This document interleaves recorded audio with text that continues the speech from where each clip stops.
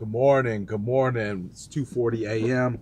I'm on my way to the gym right now. It's a midweek, so you already know what that means. It's rejuvenation time. I remember, let me focus that in. I remember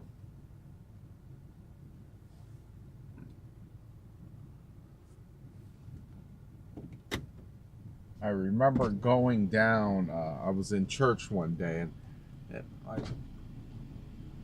I've had too many people tell me that the power of prayer gets you anything you want. Now, I mean, if you don't believe in God, that's a little hard for me to push on you. But so I guess I'm talking to somebody who has some level of faith and has some understanding about prayer.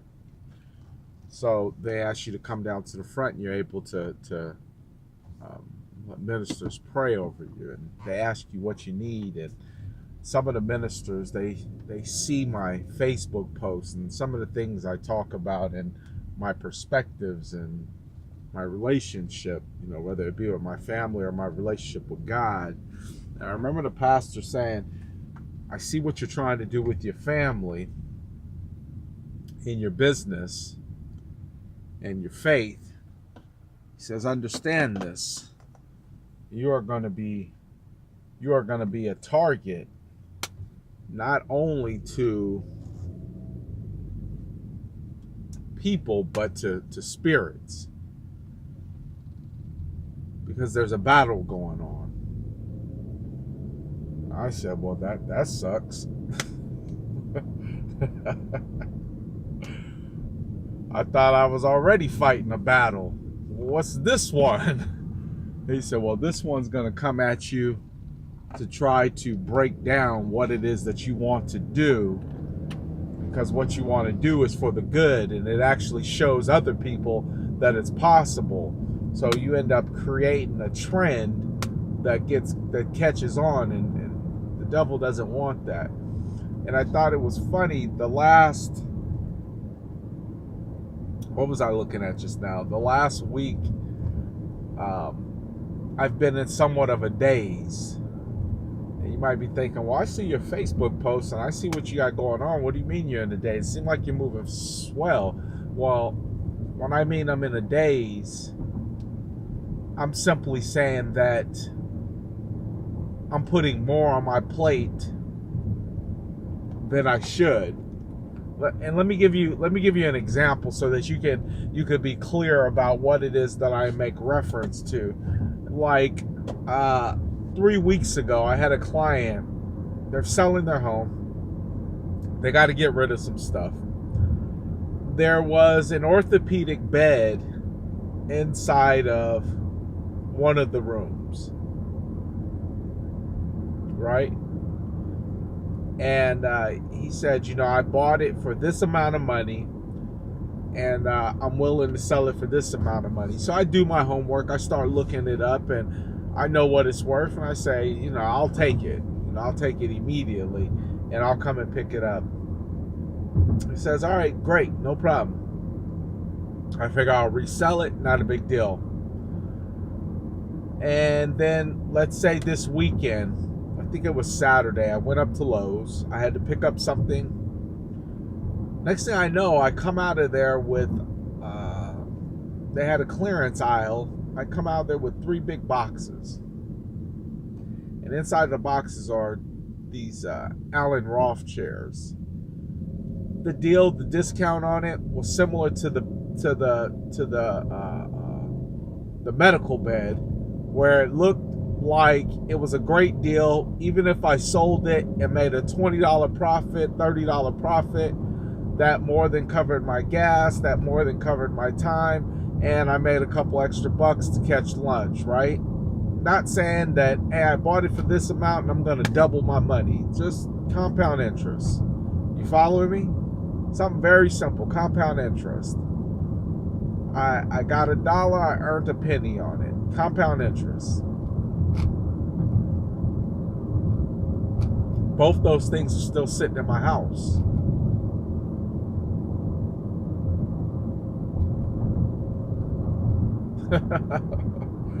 Both those things are still sitting in my house, and you might be thinking, okay, well, just sell them.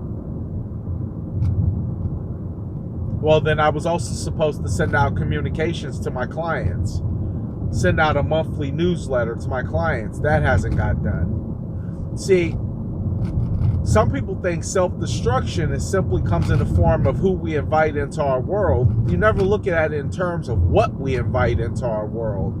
You may tear off more than you can chew, and now you find yourself in a constant state of thinking about what you want to do, but never ever getting around to doing it because you've simply put more on your plate than you needed to.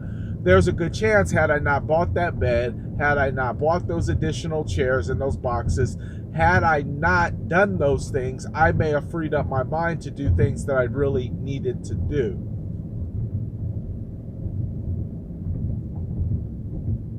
So when I say that things are going to start, when you become a believer, and trust me, I remember my pastor saying that he didn't see true growth in his life until he started learning how to get a good prayer life going. And I'm a firm believer that when somebody is at a point that I would like to be at, I typically listen to them. You're not going to get a whole lot of resistance or pushback. If you tell me I need to jump on one leg and rub my head in a semicircular motion, and it will get me what I want, then there's a good chance that I will hop on one leg and I'll rub my head in a semicircle for 34 minutes each day. Because success leaves clues. But we're talking in a faith sense. That things are going to start to come against you. Things are going to oppose you. Right? And then if you can't identify it, that becomes a problem in itself.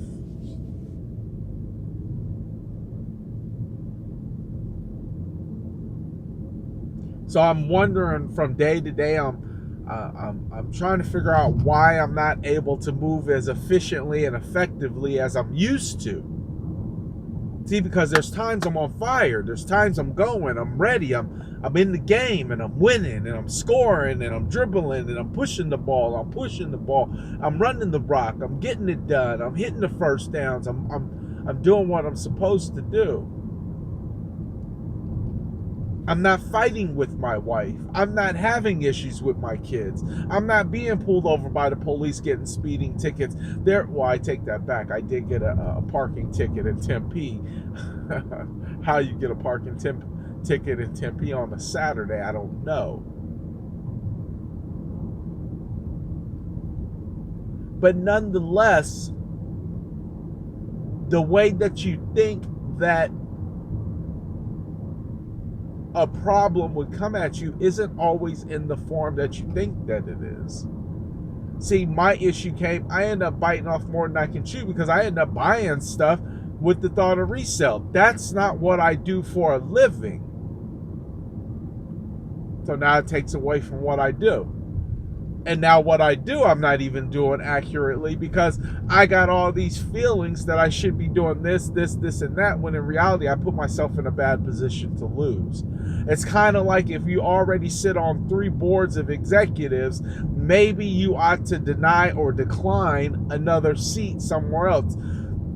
You got some of these hedge fund companies who will only deal with 2 or 3 deals a year, and they'll take a lot of time and they'll evaluate all the different propositions that have come to them before they decide on the 2 or 3 that they're going to deal with for that year. And then that's the only 2 or 3 they deal with because they understand the value of time and spreading yourself too thin. When you spread yourself too thin, you end up just being no good to nobody and nothing. See, and I woke up this morning, I had all these different ideas. I have all these different clients that I need to be dealing with, and I have all these different thoughts that I need to be dealing with. But what I've ended up doing was I ended up just kind of clogging my space.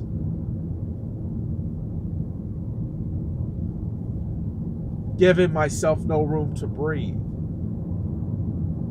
You know, they say when you can't think and it feels like you're claustrophobic and things are like crushing in, go inside your closet and start taking out stuff that you can't wear anymore and go dump it off don't try to sell it. That's just another problem. Just take it and donate it to somebody, or call somebody up that you know wears that size, is always liked whatever it is that you're getting ready to get rid of, and say, hey, would you like to have this stuff? And then feel good about giving it to somebody else, but release it. Go inside that closet where you haven't touched things for a year and start releasing it. Go into the garage and start looking at things you have and just set it out on the curb and put, here for free, come get it, and release it.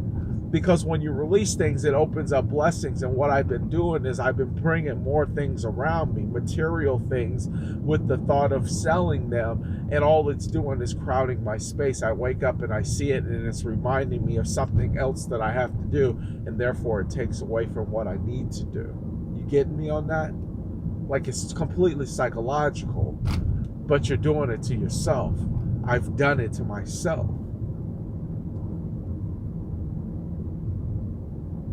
And the only way that you can undo something like that is by recognizing that the form of the battle that's coming at you is not what you thought it would be. It's not in the form of having an argument with your wife or your husband where it sends you into this furious, you can't think, you're so angry, you're so mad. It's not coming in the form of death. It's not coming in the form of your kids acting out and now you got to deal with that. It's not coming of any of those other forms, but it's coming in the form of self-destruction by bringing stuff around you that crowds your ability to just see straight. And I never would have thought that at any other point in my life. But then I'm starting to think, dude, you can't get to what you need to do because you got so many other things that you've obligated yourself to, instead of sticking to what you know.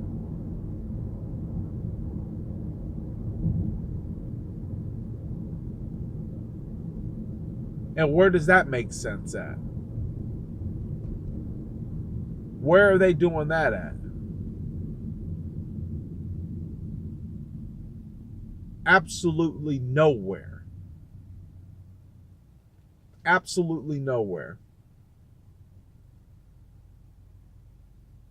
So when you start thinking that the downturn is going to come in a way where you're going to see it coming, dude, I had no idea. I was sabotaging myself in forms that I thought I was benefiting. I thought I was doing myself a favor. I went out and started buying all this new technology, and all it did was take away from what it is that I wanted to do, was develop my business. It's one thing to invest in your business. It's another thing to start buying stuff because you're bored and you have time on your hands and you have the money to just go buy it, and now you're completely distracted by it.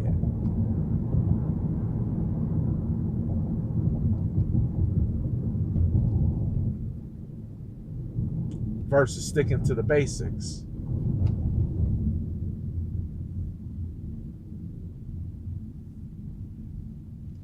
Versus sticking to what makes sense or what's common or what's practical, right?